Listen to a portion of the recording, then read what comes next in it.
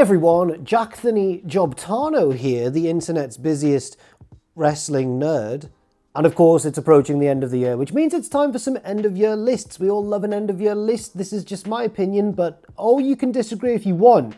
And leave your thoughts in that comment section down below as well. Smash the like button and all that. Like, share, subscribe. Blech. Right, no messing around. I'm going to do my top 10 wrestlers of the year. Some honourable mentions to kick things off. First of all, Leon Slater, the breakout star of the year, really. Not just in the UK scene, I think, across all of wrestling. We've got NXT standouts like Obafemi and Javon Evans. Main roster standouts like Bron Breakker, although I think his time is still yet to come. He's still got a long way left to go, and I can't wait to see it. Stephanie Vakir, who is such a consistent babyface in the women's division. Becky Lynch, who's such a consistent heel in the women's division as well. Dominic Mysterio, such a consistent heel in the men's division, although I'm still shocked that he's still a heel. Just turning face already, Triple H. Or has that ship now sailed? Will Ospreay, of course. Everybody knows that I'm a huge fan of Will Ospreay and have been for many years now, but we did miss quite a lot of him this year because he has, thankfully, taken time off to deal with injury issues. Hopefully, though, we see him back very soon. Gabe Kidd got off to such a hot start this year as well.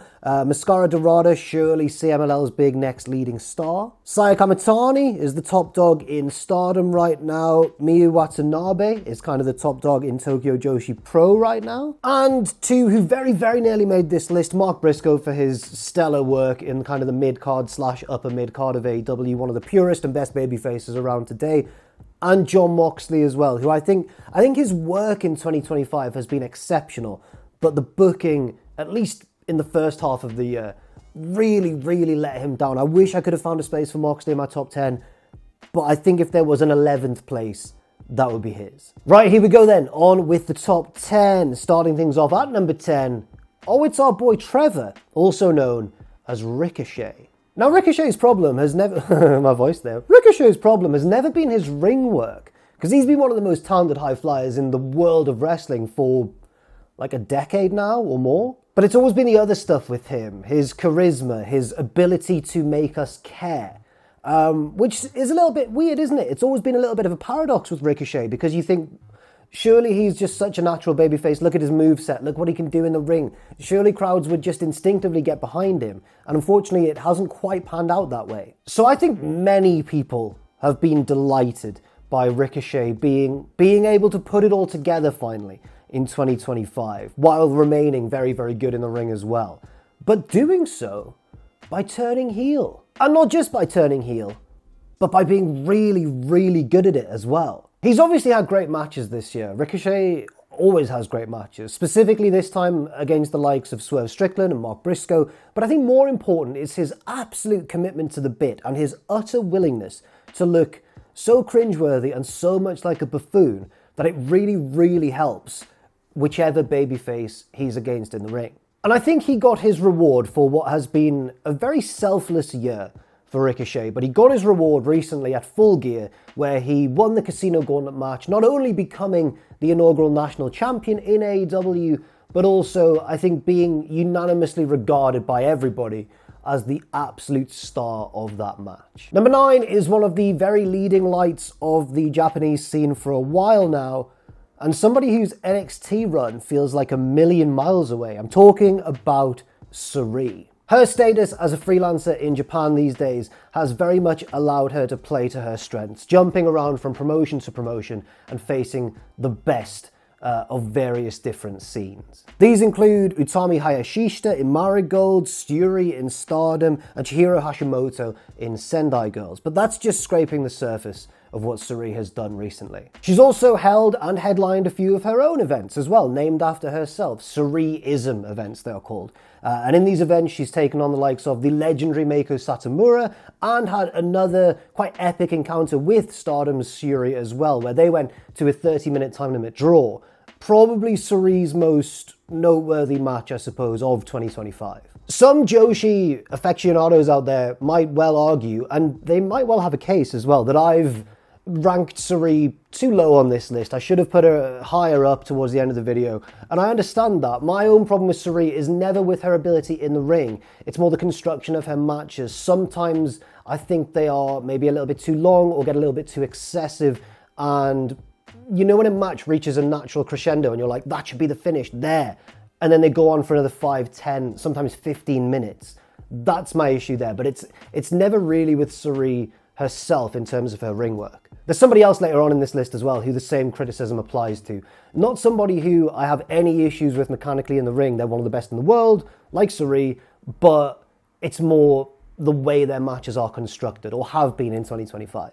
Back to Cirie though, if you've never seen her in the ring, she's a real intimidating presence, despite looking very sweet on the outside. So much so that I can't really believe they had her be this kind of sickly innocent character in NXT, really, when once you see her start to wrestle, you're like, oh wow, she's actually quite scary. She can do all the cool things, she can suplex the hell out of people, she's a great striker, she can grapple, she can do submissions, she's a real all-rounder. Really good 2025 for Cirie, and I can't wait to see what the future holds for her. Will she still be a freelancer? Will she do something else? We'll just have to wait and find out. On to number 8, New Japan's nearly man who finally achieved his ultimate goal in 2025. I'm talking about Hiroki Goto. Because New Japan as a promotion was so heavily stocked with talent, main event top elite level talent in the 2010s, people like Okada, Tanahashi, Kenny Omega, AJ Styles, and many, many more.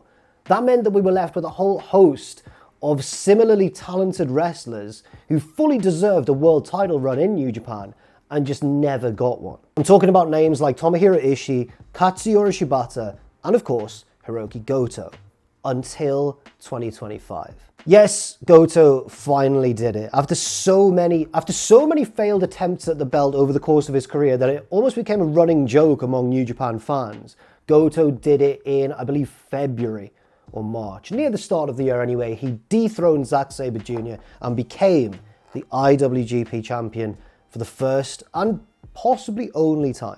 Also, despite being in his mid-40s now, Goto can still absolutely deliver a banger whenever he is called upon. That win against Zack Sabre Jr. was a fantastic match.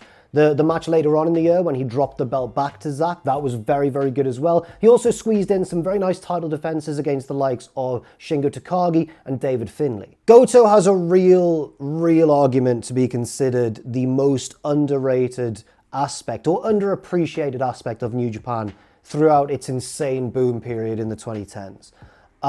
This year, finally, even though maybe it came a little bit later than most people would have preferred, he finally did it, and it made for one of the most emotional stories of the entire year in wrestling. Number 7 is Mercedes Moné.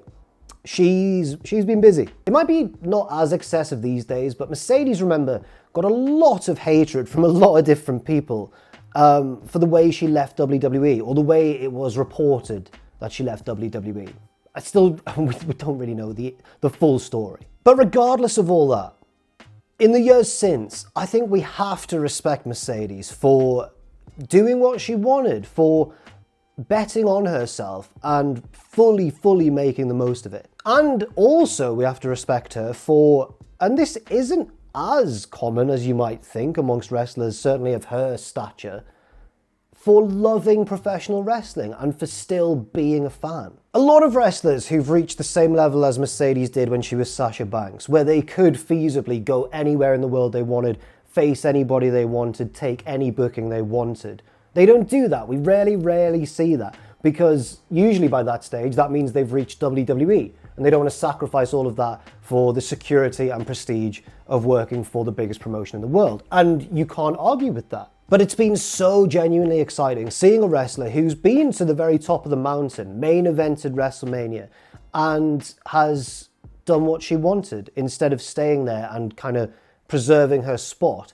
She has gone all around the world, she's faced all manner of opponents, and yes, as she would constantly remind everybody throughout 2025, she's won a lot of titles in the process. I kind of see her as like the second coming of Cody Rhodes, except by that stage of Cody's career when he left WWE to kind of do this world tour, he hadn't made it as far as Sasha or Mercedes had by the time she left. Obviously Cody's huge now. I could list all of Mercedes' matches and title wins and all that sort of stuff, all the different promotions she's worked for. We'd be here forever. She has been an absolute workhorse in 2025, but just some highlights I want to point out include facing Persephone in CMLL, Red Velvet in Ring of Honor, and the likes of Rio, Kanji, and Emerson Jane in Rev Pro in the UK. Add to this her work in her, I guess her home promotion of AEW, including great matches against the likes of Toni Storm, Chris Statlander, and my personal favourite Mercedes match of 2025, the one against Athena, and the CEO has had a stellar 2025 indeed. Number 6, Kyle Fletcher. Now this is where I think I could annoy some people, because you could very feasibly have Fletcher as your absolute number 1 wrestler of 2025. I've only got him in 6th place here, and I totally understand if you personally would have him much, much higher up. Everybody knows what Fletcher has done in AEW over the past 12 months. He has, I think, been the single wrestler to take the biggest leap up the card in AEW, which is, of course, a very crowded field. He's had that feud with Mark Briscoe, he had that pay-per-view main event against Hangman Page, he had that cage match against Will Ospreay. When Kyle Fletcher is on a wrestling card, you know he's going to give maximum effort. In terms of work rate, there's no questioning his ability. I think he is among the very best in the world of wrestling today. You could even say, if his style is a style that you particularly like, you could even say he is the current best wrestler in the world doing it today. So why is he not higher on my list? Well, my issue is similar to what I said about Sarit. So it's not his ability, it's not the moves, it's not the selling, it's not the bumping. Well, sometimes it's the selling, but I guess the lack of it. And I don't even want to blame Fletcher personally, but whoever is chiefly responsible for putting his matches together, because there'll be a moment in many, many huge Kyle Fletcher matches which you could say are like 5-star matches for the majority of their runtime. There'll be a moment so often where it will just take things slightly too far for me, and suddenly my immersion in the match is broken. He'll either, there'll be too many kickouts, or he'll have taken a boatload of punishment and then ignore all of that to go into the finishing stretch and just be sprinting around the ring. But when it all comes together, and when the match construction complements Fletcher's abilities in the ring, then I think there are very, very few in the world who can match him in terms of putting on an awe-inspiring match today. I think as the next few years go ahead, we could see Fletcher become even more impressive. And for me, because I'm a boring, internet wrestling, smarky hipster loser, for me that would be by reining things in a little bit. And I know that's not very cool, but that's just how I feel. Anyway, still an unbelievable year for Fletcher. And if he's your wrestler of the year, I can't really say that he doesn't deserve it. Number 5 is Bandido. Bandido's really impressed on 2 different fronts this year. First, by being one half of arguably the tag team of 2025 alongside Brody King in Brodido, certainly for the second half of the year at least. And the other front on which Bandido has really impressed has been his singles work as Ring of Honor World Champion, topped by 2 epic title defenses, one against Konosuke Takeshita and one against fellow luchador Hechicero. He's also wrestled Mystico in CMLL. He lost that match, and I wish he hadn't, because I would have loved that match if Bandido had just won, but Mystico's undefeatable in CMLL, that's fine. Bandido faced the likes of Okada and Mascara Dorada on AWTV. There were those tag team clashes against FTR and against members of the Don Callis family. Bandido's just been firing on all cylinders for quite some time now. And this is all even more impressive when we remember the fact that starting in 2023, Bandido missed about a year and a half of action and kind of missed the whole of 2024, and only now is he back. And judging by his performances in 2025, he has not lost a single step. I love his style as well in the ring, such an easy babyface to get behind. Just look at some of the live crowd reactions in some of his biggest matches this year. He is a master of in-ring charisma, even as a masked wrestler, which is so impressive because he can't even use facial expressions. And still, he is an amazing, sympathetic, heroic, awe-inspiring babyface. And I don't know quite how he does it sometimes. He is probably one of the most flat-out, exciting, pound-for-pound exciting babyfaces in wrestling today. And he is my number 5 wrestler of the year. Number 4 is somebody I believe has been WWE's best performer this year. It's Io Sky. And when it comes to Io Sky, I am so glad she is getting the recognition that she finally deserves. Not from the fans, that sounds really bad. I'll explain what I mean. Not from the fans at all, because I think most fans of Io Sky, whether or not they were familiar with her work in Stardom before moving to WWE, I think pretty much everybody could realize as soon as they started watching her, oh, she's incredible. But more so, I'm glad she's getting recognition from WWE themselves, because for a little while, at the very, very start of 2025, maybe you could say that she wasn't getting quite the high level of respect that she deserved. She was threatened to be overshadowed by Rhea Ripley and Bianca Belair on the road to WrestleMania, and then no, WWE's booking team pulled quite a masterstroke, to be fair, subverting our expectations and kind of making Io the biggest star of the women's division at that time. Io not only beat Rhea Ripley on Raw to win the women's title on the road to WrestleMania, but she retained in that triple threat at WrestleMania, which was such an exciting match. I think Io has actually been a key cog in 2 of WWE's best pay-per-view matches this year. Not just the one at WrestleMania, the triple threat alongside Rhea and Bianca, but also the singles match against Rhea Ripley, which then became a triple threat when Naomi cashed in her Money in the Bank contract. Io's been like the focal point of the action in both of those matches. She's also just been so consistent. Whenever Io's on an episode of Raw, you know that she's going to give maximum effort. You know that she's going to be a standout part of that show. She can even get crowds invested in matches that they at first start out maybe not being too interested in, and by the end, Io's got them out of their seats. She is quality. Right, on to the top 3. My third best wrestler of 2025 was a leading light of the British wrestling scene during its boom period, is now one of the top stars of New Japan. He makes a splash whenever he's over in AEW as well, and he is possibly the best technical wrestler in the world today. I am, of course, talking about Zack Sabre Jr. New Japan's had quite a tricky time in recent years for 3 main reasons, I think. 1, they never really recovered momentum after lockdown. 2, just a bit of a natural come-down effect, I suppose, from their unbelievable run of dominance in the 2010s. And thirdly, they honestly did quite a bad job of creating the next wave of stars. And that's coming back to bite them now. But Zack Sabre Jr. has been a real highlight, a real positive, still kind of driving the company forwards despite its troubles, and has been for quite a while now. He's also been kind of the glue, I think, holding the main event scene together. Sometimes as champion, sometimes not as champion. I mentioned his title loss to Goto was an amazing moment and an amazing match. The rematch where he won the belt back was very, very good too. A little bit later on, he then dropped the belt to the G1 Climax winner, Konosuke Takeshita, in another fantastic match. And also, if we go way back to the start of the year in January, he had what I think is one of the year's most underrated matches against Ricochet in the main event of Wrestle Dynasty. That match, of course, kind of suffered a bit because it came just after Gabe Kidd versus Kenny Omega, which totally stole the show.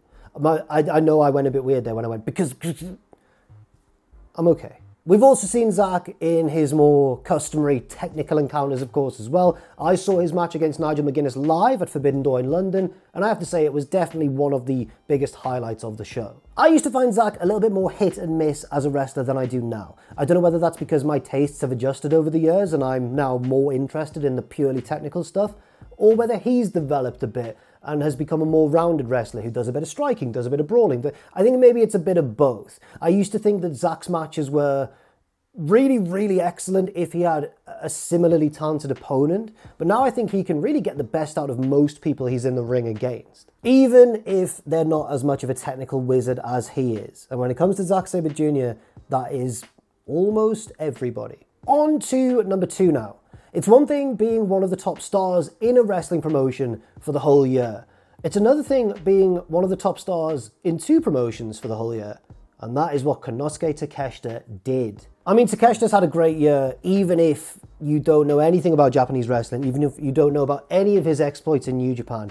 Just concentrating even on his AEW stuff, he still had a really, really good 2025. He took part in so many great matches this year against the likes of Omega, Mascara Dorada, Okada, Jon Moxley recently as well in the Continental Classic, and yet I still think his very best output was in New Japan. He won the G1 Climax tournament. Now, of course, these days the G1 Climax isn't as chock full of blow-away matches as it would have been, as I mentioned, in the boom period in the 2010s. However, there are still always bangers to be found in the G1 Climax, and most of those this year I think belonged to Konosuke Takeshita. Specifically those against Zack Sabre Jr. and El Phantasmo as well. One match in which he was kind of the underdog from a technical perspective, and then one match in which he was the favourite from like a size and power perspective, showing off his real versatility in the ring. And then the fact that Takeshita also went on to win the G1 Climax and then win the IWGP Championship from Zack Sabre Jr.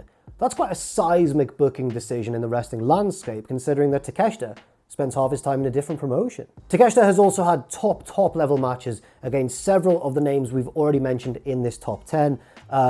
He won the belt from Zack Sabre Jr., as mentioned. He defended it against Hiroki Goto, and he faced Bandido in Ring of Honor as well. He also showed that he can be equally effective as a heel or as a babyface, being like the crown jewel of the Don Callis family over in AEW, but also over in New Japan, harnessing the crowd's support really on more than one occasion. It's been a fantastic year, and it just wasn't quite enough, Konosuke, because it's time to talk about number one. So AEW, feels like a long time ago now, but they really had a quite disastrous start to 2025, didn't they? With the Death Riders angle dominating the main event scene, but also attracting major criticism from all different sides. And to be fair to AEW, I think they've totally turned it around, and I don't think they would have been able to do so convincingly were it not for my number one wrestler on this list. It is, of course, Hangman Adam Page, the anxious millennial cowboy himself.